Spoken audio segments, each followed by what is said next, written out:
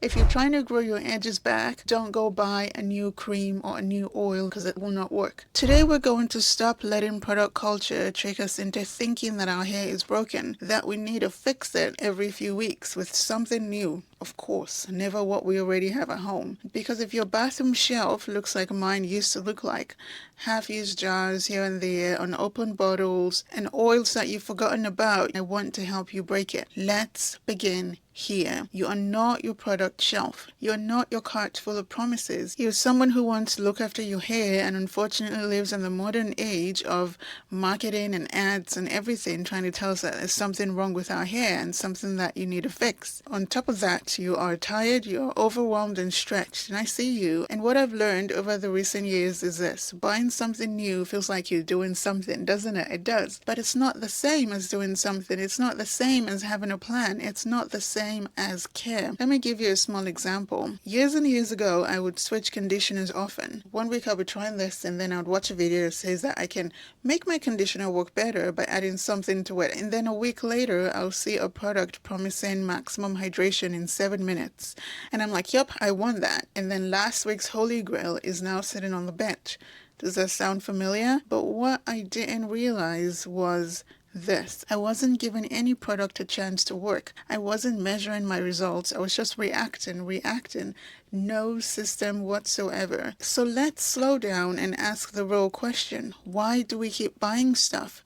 Is it hope? Is it fear? Is it boredom with our routine? Is it shame about where our hair is at right now? Is there insecurity because our hair is just how it is and we need to fix it for it to look better? Because sometimes we're buying because we've had a hard week, and retail therapy feels like some control, right? Sometimes it's because we're secretly comparing our hair to someone else's hair and our journey to someone else's journey, or it's thinking their growth is based on products that they use. And sometimes it's because we don't trust our hair. We don't trust that our hair is doing something even when it is just being. Because here's the truth: your hair doesn't need any more products. It doesn't. It needs more structure, and that rhythm doesn't require a 12-step routine. In fact, the simpler the system, the easier it is for you and I to stick to it, and the more likely it is to work. So let me share a few practical systems with you. System 1: you need 3 to 4 base products. That's it. 1 shampoo, 1 conditioner, 2 to 3 stylists that give lasting moisture. The basics. That's it. Everything else, if they disappeared from your shelf today and you only had those 3 to 4 products, could you still take care of your hair this month? The answer is probably yes. Between you and I, the answer is yes. And if that's the case, you're more prepared than you think you are. System 2, the 2 treatment cycle. Choose 1 protein treatment, 1 moisture treatment. Alternate them as you like. 1 week do this, the other week do that, or every month, 1 month do this, the other month do that. You don't need 6. Just 1 that your hair responds to and that you like, and lock it in. You learn more by using fewer products than consistently hopping from product to product and hoping for a miracle somewhere out there. System 3, the use it or lose it shelf audit. This one's very simple. Every quarter, put all of your hair products into a box.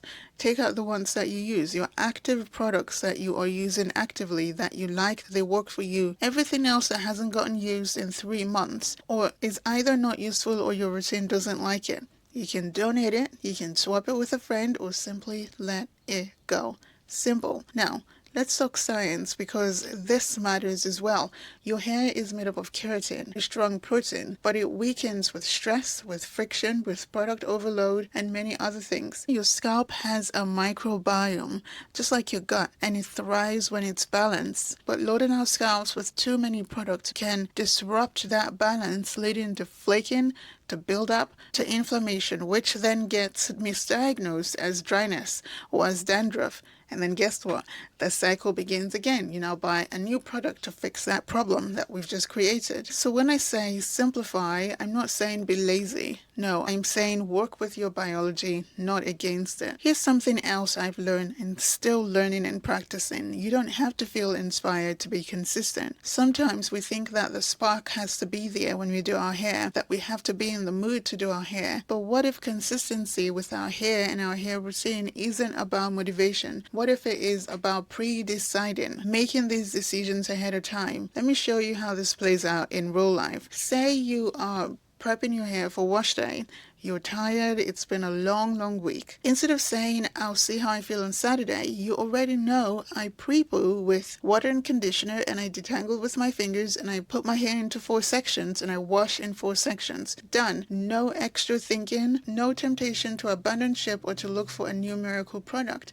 That is not just a routine, that's a system, and systems protect you. Now let's talk about money, because this is very important as well. If you're spending $30 here and $15 there and $40 there for a serum that promised you to bring your edges back, by the end of the month you've spent a ton of money, more than a salon visit, and you're still feeling insecure. Your hair's still not done, you're still frustrated, your hair's still not down to your knees yet, you still feel stuck. I'm not here shaming you for spending money. No, I am saying let's spend money where it counts. Where it counts. Spend on products that you know work, and products that have earned their place on your shelf, not just marketed their way through it. Also, a conversation I was having with my husband just yesterday. If we are trying to solve a problem, but it's not going away, we need to see a professional. If you're trying to grow your edges back, don't go buy a new cream or a new oil that will grow your edges back, because it likely will not work. Go and see a professional. Go and see a dermatologist. Go and see a trichologist. Put the money together for that visit, because year after year after year, we're spending $8 here, $40 there. In 2 years, we'd have saved up to go see a dermatologist. The appointment wait list will take that long anyway. So before we go buy a new product